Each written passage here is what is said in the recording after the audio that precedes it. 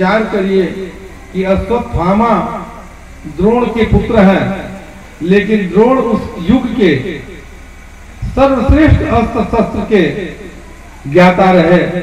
उन्होंने पात्र पाया अर्जुन को, सर्वश्रेष्ठ धनुर्धर बना दिया।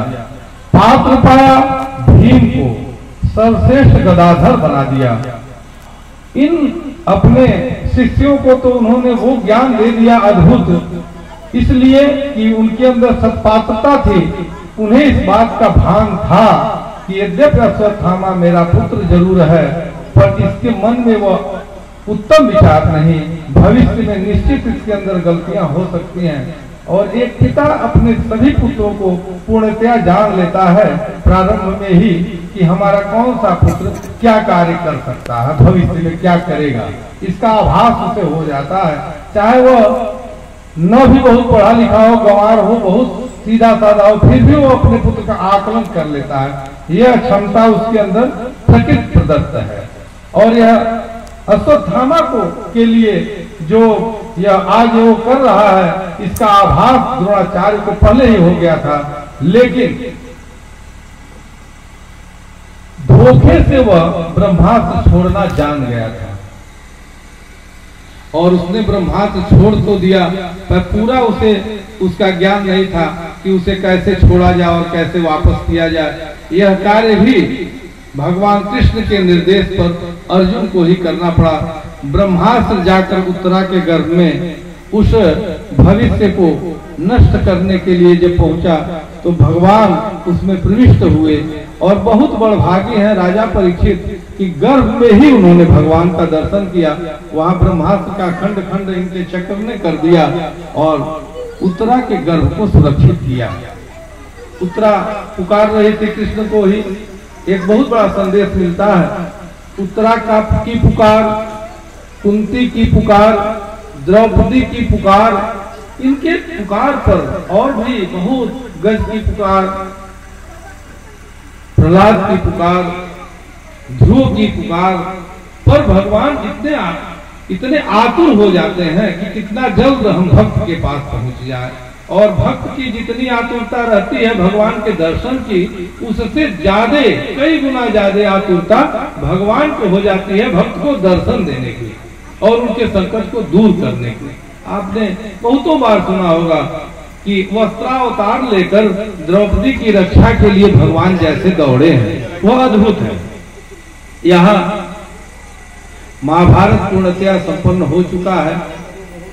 बाणों की सैया पर पितामह भीष्म लेटे हुए हैं।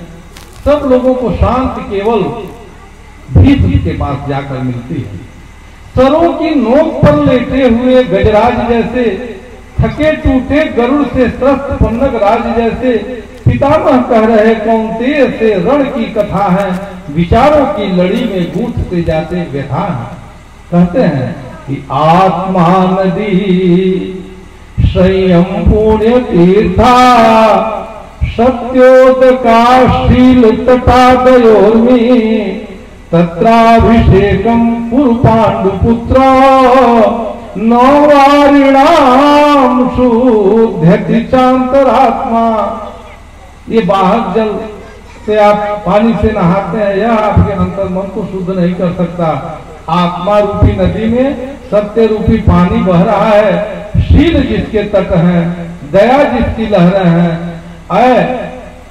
धर्मराज उसमें स्नान करो, उससे तुम्हारा अंतर मन पवित्र होगा। यह बाहर लाइट व साबुन और लक्ष्य से नहाकर आप अपने आत्मा को, अपने अंतर मन को साफ नहीं कर सकते।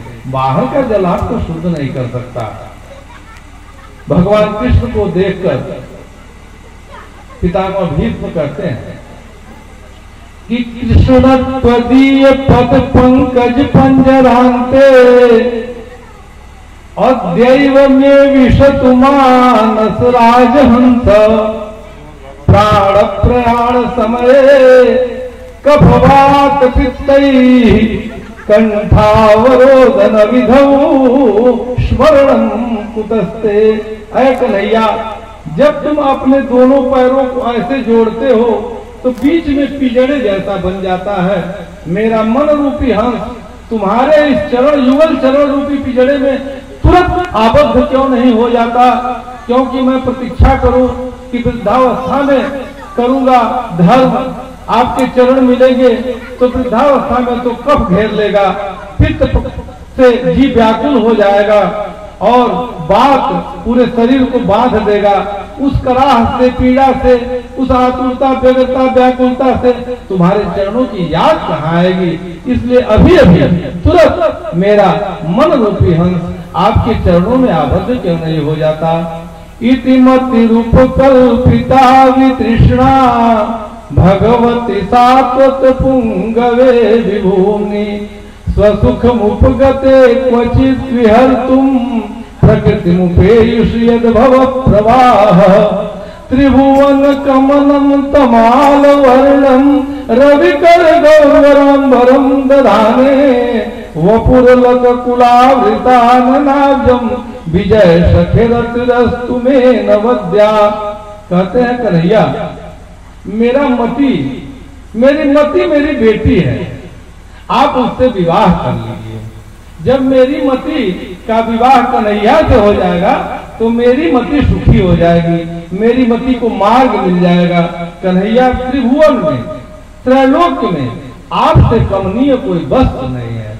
आप जितना सुंदर, आकर्षित करने वाला, इतना मन को आकर्षित करने वाली कोई अन्य वस्तु नहीं है कन्हैया। आप जन्म नहीं लेते हैं, लेकिन हम भक्त गणों का उद्धार करने के लिए अपनी इच्छा से आप जन्म भी धारण कर लेते हैं। बहुत सुंदर स्तुति पितामह भीष्म ने गाई है। और पितामह भीष्म भगवान कृष्ण के सामने मृत्यु आई, जिसके सिर पर पैर रखकर पितामह भीष्म विमान में बैठे हैं। आई हुई मृत्यु से कहा अजय भीष्म ने कि योग नहीं जाने का अभी ऐसे जानकर रुकी रहो पास कहीं, और स्वयं लेट गए वाणों का शयन, वाण का ही उद्धान कर। बाणों की तैया पर पड़ा पितामह भीष्म, वाणों की तकिया लगाए हुए मृत्यु का प्रतीक्षारत है। कहते हैं थोड़ी रुको, मुझे भगवान कृष्ण को देख लेने दो। उनके रस माधुर्य का पान करते हुए आज पितामह भीष्म वैसे ही विमान में बैठे हैं जैसे ध्रुव मृत्यु के सिर पर पैर रखकर विमान में बैठे थे और अपने धराधाम को जाते हैं। इधर भगवान कृष्ण का समय पूरा हो चुका, जो उनकी प्रतिज्ञा थी, यदा यदा ही धर्मस्य ग्लानि